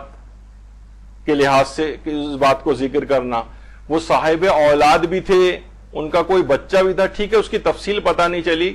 کہ وہ بعد میں کیسے شہید ہو گئے، کیا ہوا ان کے ساتھ. تو بہرحال ایک غم کا ایک پہلو ہے یا نہیں؟ اگر صرف کوئی چیز بات واضح نہیں ہوتی تو چلیں یہ پہلو بیان بھی نہیں ہوتا. تو جو علماء کہتے ہیں کہ ان چیز کو اگر بہت سے معاشرے کے اندر ان کا شادی شدہ ہونا بیان کیا جاتا ہے تو اس وجہ سے تاکہ غم کا یہ پہلو بھی ان کی واقعات کربلا میں ایڈ ہو جائے. جیسے ہم نے پہلے کہا کہ حضرت قاسم کی شادی نہیں ہوئی تھی لیکن ان کی مہندی ان جذبات کے اظہار کے طور پر ایک ماں کے منائی جاتی, تو اسی لحاظ سے ان کی تو شادی بھی ہو چکی تھی اور ان کی کوئی اولاد بھی تھی. تو یہ والے دو مصیبتیں, یعنی اب بچے کے اعتبار سے ایک مصیبت اور ایک بیوہ کے اعتبار سے ایک مصیبت, اس مصیبت کا کیوں ذکر نہیں ہوتا؟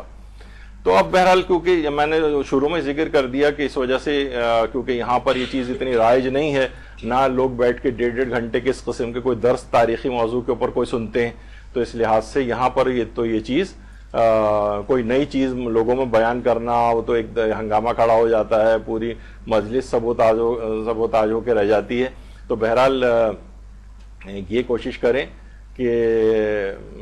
جو ہے وہ, لیکن آپ کو کم سے کم کلیئر ہونا چاہیے. مثلا کبھی آپ ممکن ہے آپ بیان کریں کہ دیکھیے ان کی عمر 18 سال تھی, تو ہو سکتا ہے خواتین میں سے کوئی یا یہیں پہ ہی کوئی سننے والی جنہوں نے یہ درس سن لیا ہے وہ کہیں گے اس پہ جب حدیث 2 معتبر روایات موجود ہیں تو پھر آخر آپ یہ والا پہلو ان کے شادی شدہ ہونے کا کیوں نہیں بیان کر رہی ہیں. تو پھر آپ دوسرا پہلو بیان کریں کہ علماء نے مشہور کے خلاف مصائب کو ذکر کرنے سے منع کیا, اس سے معاشرے کے اندر خلفشار پھیلتا ہے. تاریخی بات ہے, کوئی میدان قیامت میں آپ کو پکڑا نہیں جائے گا کہ آپ نے یہ نظریہ کیوں نہیں بنایا تھا, یہ مصائب کیوں بیان نہیں کیے تھے, یہ تو کچھ نہیں ہوگا نا. تو معاشرے کو آپ اس سے بھی محفوظ رکھیں گی. ہاں وہ معاشرہ یا وہ لوگ یا ایسی جو جہاں آپ کی سننے والی موجود ہوں اور آپ غم کا یہ والا پہلو بیان کرنا چاہیں کہ یہ بھی مصیبت ہے, ایک بیوہ کے لحاظ سے مصائب کو ذکر کرنا, ایک یتیم بچے کے لحاظ سے مصائب کو ذکر کرنا کہ جس کا باپ جو کہ رسول اللہ کا اس قدر شباہت رکھتا تھا اور اس کا بچہ بھی موجود تھا, تو یہ غم کے جذبات کا اظہار بھی اپنی مجالس میں کیا جا سکتا ہے. اچھا, کربلا ہی کے اندر شارع سدرہ جو ہے وہاں پر ایک جگہ ہے جو کہ موقع استشہاد علی اکبر کے نام سے جو مشہور ہے کہ یہاں پر حضرت علی اکبر علیہ السلام کی جو ہے وہ شہادت ہوئی.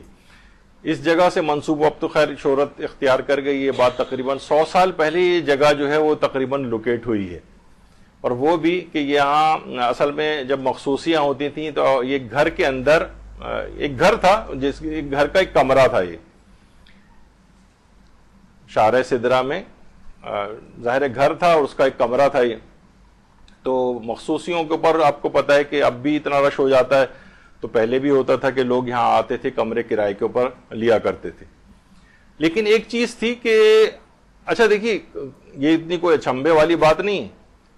پہلے جیسے وہاں ملتا ہے میدان مینا کے پاس, ہم نے خود بھی وہ گھر دیکھا تھا کہ اس گھر کے اندر, یعنی وہ گھر تھا, اس گھر کے اندر وہ پتھر رکھا ہوا تھا جہاں حضرت ابراہیم علیہ السلام نے حضرت اسماعیل کو لٹا کر اور ان کو ذبح کیا تھا. وہ گھر کے اندر آ گیا تھا وہ پتھر. اچھا کچھ لوگ, جب لوگوں کو پتا چلا تو وہ زیارت کے لیے اس کی جانے لگے. خیر جب وہاں ایکسٹینشن ہوئی مینا وغیرہ کے علاقے میں تو اس گھر کو بھی توڑ دیا گیا, اس پتھر کو بھی اٹھوا کر پھینکوا دیا انہوں نے کسی جگہ, اور کہا کہ لوگ یہاں کفر و شرک اور بدعت کے لیے آ کر جمع ہوتے ہیں. وہ تو آپ کو پتا ہے کہ بہرحال وہابیوں کا یہ نظریہ ہے. تو ایک گھر کے, تو یہ بھی گھر کے اندر ایک جگہ, ایک کمرہ تھا. لیکن ایک چیز یہاں پر لوگوں نے یہ دیکھی کہ وہ جو گھر ہے اس کا جو کمرہ ہے اس کو جو بھی کرائے پر لیتا ہے اگلے دن وہ وہاں پر مردہ پایا جاتا ہے, مر جاتا ہے وہ شخص. اچھا یہاں تک کہ جو مالک مکان تھا اس نے اس کمرے کو لوگوں کو دینا ہی بند کر دیا. یہاں تک کہ ایک ایران سے ایک بڑے عالم دین وہاں پر آئے اور کوئی جگہ اویلیبل نہیں تھی, مالک مکان دینے سے منع کر رہا تھا. انہوں نے کہا نہیں تم پھر بھی مجھے دے دو زبردستی. وہ لے کر رات کو اس کمرے میں رہے. سب لوگ صبح انتظار کر رہے تھے کہ صبح ہم دیکھتے ہیں کیا ہوتا ہے, وہ مرے ہوئے نکلتے ہیں یا نہیں. دیکھا کہ وہ عالم دین کمرے سے باہر آئے لیکن بہت ہی خستہ حالت تھی, اور کہا کہ میں نے اپنی دادی, کیونکہ سید عالم دین تھے, کہا میں نے اپنی دادی حضرت فاطمہ الزہرا سلام اللہ علیہ